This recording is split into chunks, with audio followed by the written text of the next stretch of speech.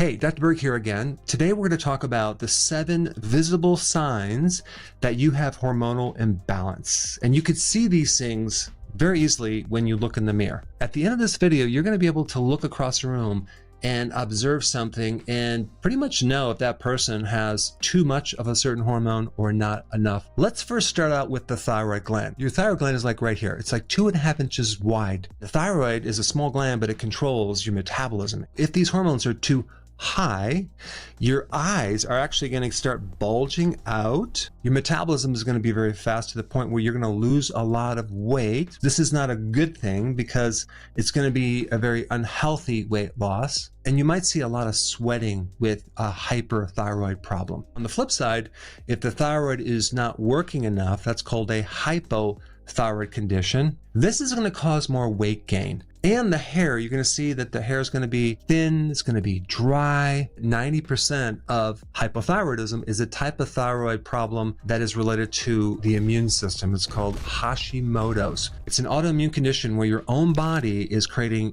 antibodies against your own thyroid, destroying it, creating an underactive thyroid coming from the immune system. A very important thing about that condition is to avoid gluten from grains. You need to take more selenium. You can get enough selenium from having one Brazil nut. Selenium also improves the immune system, and so does vitamin D. So you're going to need high doses of vitamin D3 for Hashimoto's. Let's move to number 2, which is androgens. One is testosterone, and the other is DHT. If there's too much androgen, you're going to get acne around your jawline, around your back, and both men and women. In women, their voice is deeper, more facial hair, and they will also start noticing receding in the top part of their hair, versus if men have too much androgens, they'll start having male pattern baldness. So this is why it's so important to avoid carbohydrates,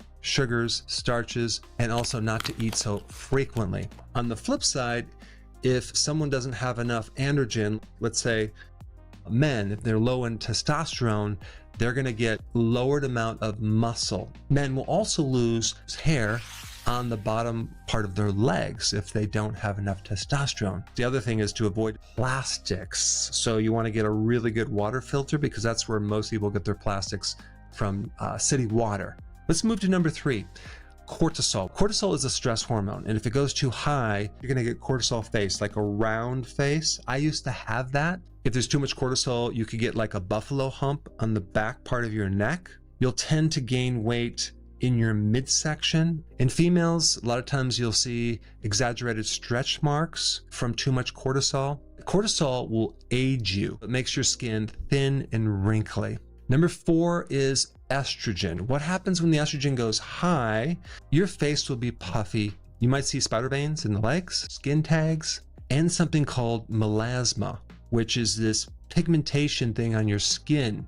You might see little patches of a darker complexion. But you can also see estrogen dominance from someone on birth control pills or estrogen replacement therapy. What happens when your estrogen goes down during menopause, for example? The skin and collagen start to disappear. This is why you start looking older, or you get wrinkles, or the skin looks thinner. You also have to realize that estrogen comes from cholesterol.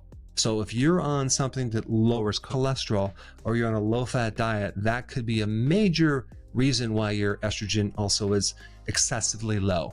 Number 5, growth hormone. Typically, if your growth hormone declines too much, it's just going to make you look older, and it's also going to affect your muscle. When growth hormone goes down, we gain weight, especially in the midsection. A couple things to know about growth hormone to increase it. It's the intensity of the exercise. So sprinting or anything high intensity, short duration. Also, keeping your carbs low will help increase your growth hormone. Also, sleeping more can help your growth hormone because the majority of your growth hormone occurs when you're sleeping. This is another reason why some people age more quickly. Their sleep is poor. If your sleep is poor, you are going to look older. Number 6, progesterone. When progesterone goes up, it's actually very, very rare. Probably have some mild fluid retention. A much more common problem is when it goes too low, which is super common. Those symptoms would be a puffy face. The person will look dull and tired. and sometimes have acne. Number 7, insulin. What visual signs occur when your insulin is too high? Well, number 1, you're gonna have a midsection that's gonna stick out. You're gonna have belly fat that no matter what, you can't get rid of it. Skin tags, swollen eyes. If we shift gears to low insulin, that's when you're actually losing too much weight, but again, not in a healthy way. You see this in a type 1 diabetic. Then we have an issue of craving for carbs, being hungry all the time. The big thing that triggers insulin is sugar and starches, as in bread, pasta, cereal, crackers, biscuits, waffles, pancakes, and also just the frequency of meals. This is why telling someone to consume a balanced diet or this concept of everything in moderation is the worst advice ever. Out of all these hormonal imbalances, the one that I see most commonly as a problem is too much cortisol. How to bring it down naturally and keep it normal. So watch this video right now.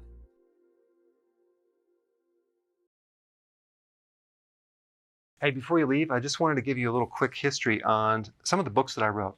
This was one of the first books. It's called Dr. Berg Body Shapes. It was my attempt at writing about body types. What was very interesting about this book is I actually did all the images myself. Don't ask me why. They look actually not quite as professional as some of the images that I have in the new book. But anyway, this is my first attempt right here called Dr. Berg's Body Shape Diets. And then I wrote a book more extensive called The 7 Principles of Fat Burning. I don't even have a copy anymore, actually, because it's outdated. The next book, I put about 1,000 hours into this one right here called The New Body Type Guide. Major updates on the body types. I put a lot of energy into this. It has professional images, graphics, all sorts of things. Now, the problem with this book is it doesn't really describe what this is really about. Body types are only a small portion of what's in this book.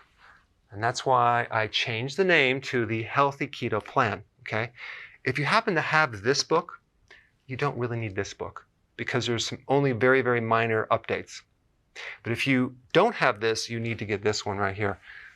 This book goes into every single detail that you would ever want to know about. It goes into the 7 principles of fat burning. It goes into hormones, the body types, the basic keto plan. It goes into intermittent fasting. I talk about the 10 fat burning triggers and blockers and fat burning strategies with a lot of details in every single chapter. I go into body issues that interfere with losing weight. There's very few people that just have a weight problem. They have a lot of body issues, whether it's sleeping problems, stress problems, inflammation, menopause. I cover that extensively in this book. Then I talk about how to get rid of stress, and I show you a technique. Then I get into exercising. And then I have a lot of really good recipes in this book as well. So this is a good reference guide. On my website, if you get this book, you get this one free. It's called Healthy Keto and Intermittent Fasting. This is the shortcut, quick guide to this book. And the reason I created this book is to have you, within 45 minutes, learn how to do keto, okay, in intermittent fasting, exactly what you need to do. Then you can fill in the blanks with this book right here. So right now I'm doing a special. If you get this book, you get this one totally free, or you can go to Amazon and get these individually. So I just want to clarify the difference between this book and this updated one right here. If you don't have this, you need to get this right here. That way you can get the exact correct information to do it healthily.